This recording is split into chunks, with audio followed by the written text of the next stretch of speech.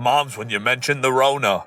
Moms when you mention head lice. So true. LMAO, right? Very true. Lice is way worse than the VED. But lice has never ended 500,000 people.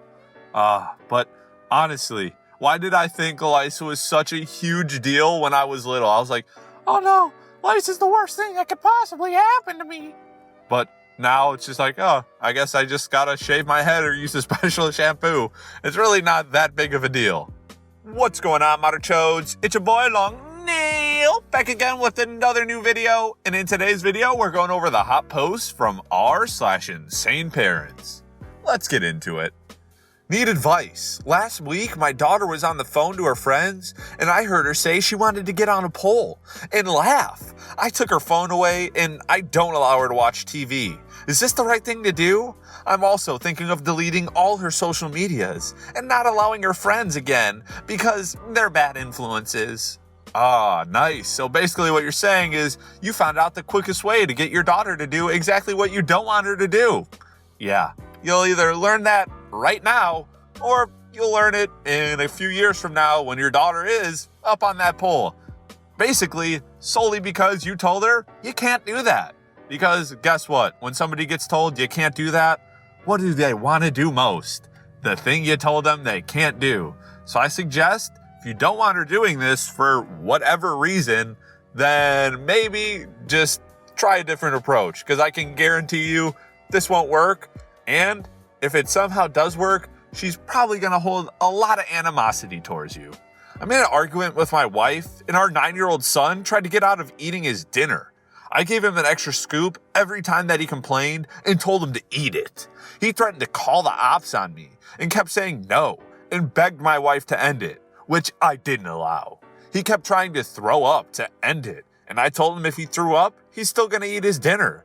He cried, he made himself throw up, and my wife said I was being ridiculous. But I made him keep eating after he cleaned up his mess. He didn't throw up on his food. She fought me and kept saying I was wrong. I insisted that I was right. My son was trying to make it a power struggle, and I won. No, you think you won, but you definitely, long-term, lost this one by a lot, in multiple different ways. Let me explain. Not only did you lose because you're doing this to your son, who is now probably going to have problems with food when he grows up. That's a loss right there. Also, because of that, he's going to dislike you. That's a loss there. Also, your wife is going to look way differently at you now after this. That's another loss. Like, dude, you lost on all facets here. Just because you won the argument and you made him eat the food doesn't mean you won. You lost in every way possible. And the fact that you even think this is remotely okay is really despicable. And at least good on your wife. At least she's a good person and is willing to stand up for her own child and not just sit back and let you do this to them, because this is just straight up ridiculous. A friend collected American Flyer trains, had every accessory, several engines, and lots of rolling stock. He went to Nam, and when he returned, he couldn't find the trains. His mom assumed he wouldn't want them anymore, so tossed them out. He survived Nam, then came back to this. Dumb mom. Okay, as long as it was an innocent act, then I guess you just kind of have to let it go, because as long as it's not a malicious attempt to spite this dude or get back at him for some awful reason, then it's like, oh, this really sucks, but I can't be too mad at you because you didn't know the meaning behind it, you thought I didn't want it, whatever. So I guess we'll slightly give this one a pass, unless I'm reading this completely wrong, which I could be, and this mom is an insane parent using this to get back at her son, in which case, tisk tisk, bad move. Come down here and take this cup of coffee to grandma. You come down here, now, no! I found the robe. I want to see it, on you. You can't come downstairs dressed in a little nightgown like that in front of men. Oh, dude, this is a problem here, because now you're making this woman feel insecure in her own home, and she's going to grow up feeling insecure around everybody, because even in her own home, she couldn't feel safe around men wearing certain types of clothes that are probably really realistic to wear. Like, dude, the problem here isn't the daughter and how she's dressing. It's the fact that the mom is worried so much about the dad and uncle and other family members that they think something might actually happen to the daughter? I mean, if you're really that worried about it, I would stop inviting those people into your home. But for some reason, I feel like you're not that worried about it, and this is just some controlling tactic.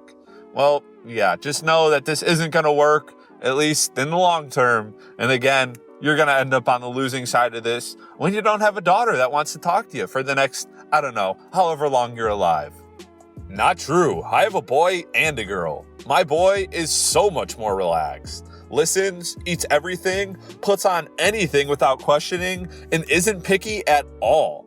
Versus my little girl, so demanding, is very feisty, sensitive cries, and moans and screams, questions anything I try to put on her, not to mention her hair.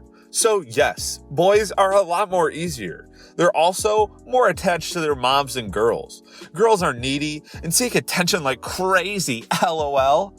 Well, I wonder why that is. It almost seems like you're blatantly favoring a child here. I wonder what action that's going to result in from the child that's not favored. Oh, they're going to want your attention? Wow, shocker. It's almost like treating two kids completely different, and they can see that they're being treated differently doesn't end up well. Here's an idea. Maybe you just treat them the same and they'll act the same. I'm sure there'll be minor differences, probably unrelated to being a boy or a girl, but just the fact that I think when you had this kid, you approached it as, oh, a girl? This is going to be so difficult. And therefore, you raised them as if it was so much more difficult than having a boy, when in reality, if you just approached it with the same mindset, it probably would have turned out the same way as it did with the boy. This is just so sad to see. What are you guys having for dinner? Rice, beans, and chicken. Had some salad on the side. Not sure about him. Depends on what she's in the mood for. LOL. I cooked all this week rice, beans, and tuna. Just a little side note, don't eat McDonald's hamburgers. I saw an article where they're saying that the meat has human excrement and flesh. They also said that these plant-based companies are associated with McDonald's and their meat products. I'll just eat chicken and fish. Human flesh, huh? Yeah, come on, Mom. You just really believe anything you see on the internet.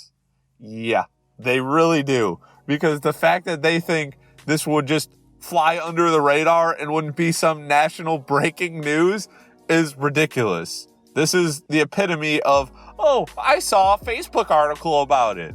But we've all seen how clickbaity, misleading these Facebook articles can be. And when you just read the headlines, sure, this might be your takeaway from it. But I'm sure there was some twist on the story that made this actually not true. Or it could have been, and this mom could have read the whole article and it was just straight up fake. But seriously, this is just so ridiculous. Incessantly take a bath in Epsom salts. Epsom salts first. Baths are gross. Sorry, yes, scab. Come on, do Epsom salts. Now, go get Epsom salts. Or stop, period. Tell my rash to stop. I Googled it. Apparently it's just from scratching too much. I don't like how it's spreading around my arm though. If you don't do bathe in Epsom salts, don't speak to me. Okay, I mean, I guess we're not speaking. Apparently this person's not comfortable with taking a bath in Epsom salts. And I get it. Could just be a mom or dad, whatever, trying to help. But at some point, you're probably just stressing this kid out more than you're helping them. Even if you're giving them the right advice. I know it's kind of a double-edged sword here, but, you gotta just at some point go, all right, well, I tried to look out for them, and now if they think it's just because scratching, just let them not scratch. And if it gets worse, take them to a doctor, and then they'll probably listen to the doctor if they won't listen to you. But please don't just try to stress out your kid to the max by screaming at them to do something that they're clearly uncomfortable doing for whatever reason. Is it okay to love my two sons, aged 13 and 16, more than I love the 14-year-old daughter? My sons are much easier to raise. My daughter has drama that my sons don't come with. Additionally, she's ran away from home. Wow. So basically what you're saying is you've made it so miserable for her at home that she felt the need to literally run away. I wonder why that is. Could it be because you treat the two boys differently than the girl? Or maybe she's going through something that the boys aren't dealing with, and she just doesn't know how to deal with her emotions. And when she turns to you, you just go, oh my gosh, you're such a drama queen. Oh yeah, you're right. I'm sure none of those things is happening. I'm sure you're doing a perfectly good job. Oh, this is just so ridiculous. The fact that people just blame it on, oh, girls are more difficult. Or even the reverse, oh, boys are just so much more difficult. It's just so ridiculous. It's not true. All right, Mother Chodes, that's it for the hot post from r/InsaneParents. If you enjoyed the video, please make sure to give it a big thumbs up. Don't forget to subscribe and turn on notifications. And of course, share this video with your friends. Till next time, peace.